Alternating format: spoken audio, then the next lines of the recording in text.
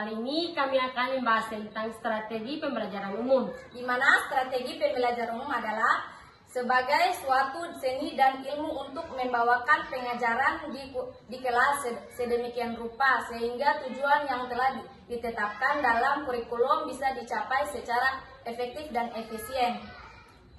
Selengkapnya nonton video berikut. Check it out. Baik teman-teman, di sini kami akan menjelaskan tentang strategi pembelajaran umum. Pengertian strategi. Secara umum, pengertian strategi dalam bidang pendidikan atau pembelajaran adalah sebagai suatu seni ilmu yang membawakan pembelajaran di dalam kelas sehingga sedemikian rupa sehingga tujuan yang telah ditetapkan dalam kurikulum bisa dicapai secara efektif dan efisien. Strategi pembelajaran di dalamnya mencakup pendekatan model, metode, dan teknik pembelajaran secara efektif. Strategi pembelajaran memiliki beberapa kegunaan dan manfaat, di antaranya adalah siswa terlayani kebutuhannya mengenai pembelajaran secara berpikir dan lebih baik. Selain itu, adanya strategi pembelajaran juga jenis-jenis strategi pembelajaran. 1. Metode ceramah. 2. Metode demonstrasi. 3. Strategi pembelajaran, metode diskusi. 4. Metode simulasi. Macam-macam strategi pembelajaran. 1. Strategi inquiry atau SPI. 2. Strategi expository atau SPI. 3. Strategi berdasarkan strategi atau SPBM. 4. Strategi kooperasi atau DSS. 5. Meningkatkan keterampilan berpikir atau SPPKB. Pendekatan pembelajaran. Pendekatan pembelajaran yaitu pangkal dan titik tekan yang mendapat perhatian utama dalam menyelenggarakan pembelajaran. Pendekatan lahir dari pandang dan pemahaman yang dilanuti atau filosofi pendidikan sekaitan dengan belajar itu sendiri. Ada ciri-ciri pendekatan pembelajaran. Dalam pendekatan pembelajaran ada beberapa unsur penting yang membantu kamu untuk mengetahui ciri-cirinya sebagai berikut. Yang pertama, berdasarkan belajar.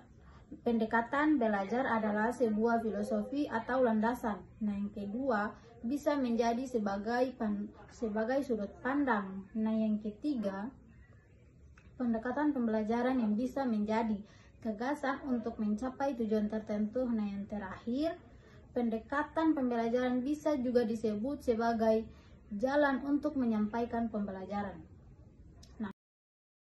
Jenis-jenis pendekatan pembelajaran. Ada 2 jenis pendekatan pembelajaran, yaitu sebagai berikut. Yang pertama, pendekatan teacher and train. Jenis pendekatan ini akan membantu pembelajaran berpusat pada guru sebagai ahli yang memiliki kontrol pada proses pembelajaran dari aspek organisasi, materi, dan waktu. Pendekatan studied content. Jenis pendekatan studi content akan membantu siswa untuk mengerjakan tugas sebagai pengalaman praktek dan membangun pengalaman yang akan diperoleh.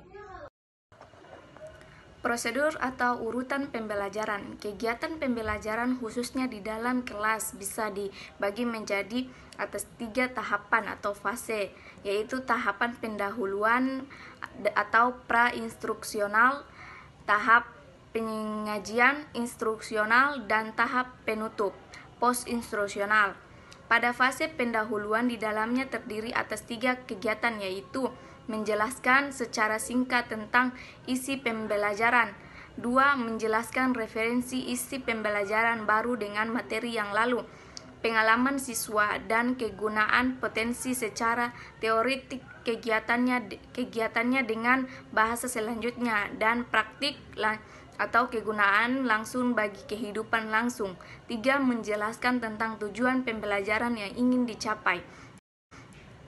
Fase penyajian yang bisa disebut sebagai kegiatan inti juga terdiri terdiri dari langkah kegiatan, yaitu 1. Mengurangi materi pembelajaran eksplorasi, 2. Memberikan contoh untuk memperjelas uraian elaborasi atau mengadakan latihan untuk memperkuat penerimaan siswa. Konfirmasi. Fase penutupan. Pada fase ini terdiri dari tiga tahapan, yaitu 1. Membuat rangkuman materi, 2. Mengadakan tes dan umpan balik, 3. Memberikan tindak lanjut. Metode pembelajaran. Metode adalah cara teknik untuk mencapai tujuan khusus tertentu, karena dalam pembelajaran itu biasanya terdapat lebih dari satu tujuan khususnya.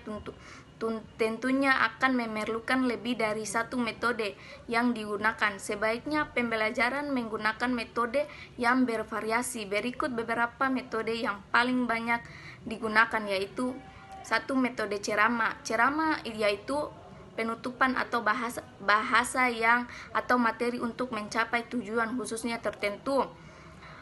Karena dalam pembelajaran itu biasanya terdapat lebih dari satu tujuan khususnya tertentu, akan memerlukan lebih dari satu metode yang digunakan.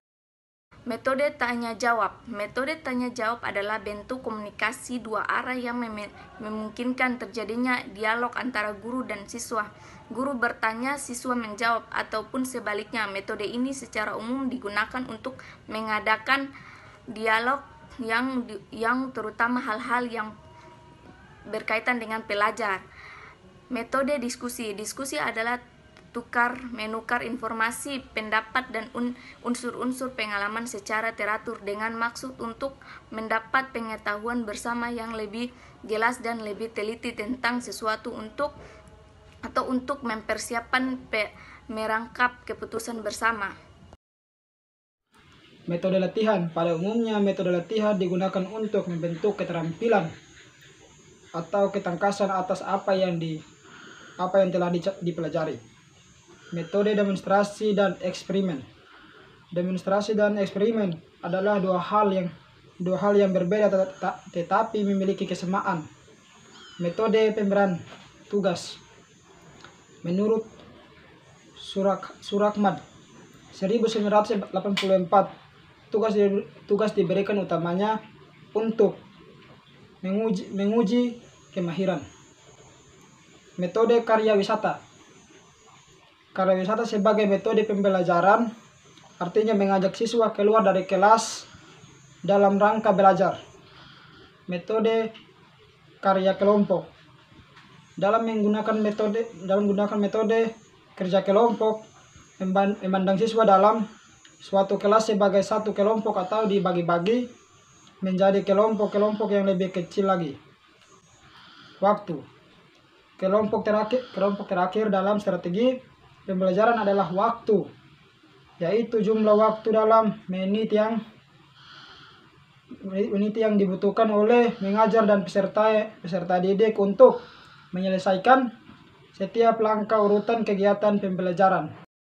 Ya, itulah teman-teman penjelasan singkat tentang strategi pembelajaran umum. Terima kasih. Wassalamualaikum warahmatullahi wabarakatuh.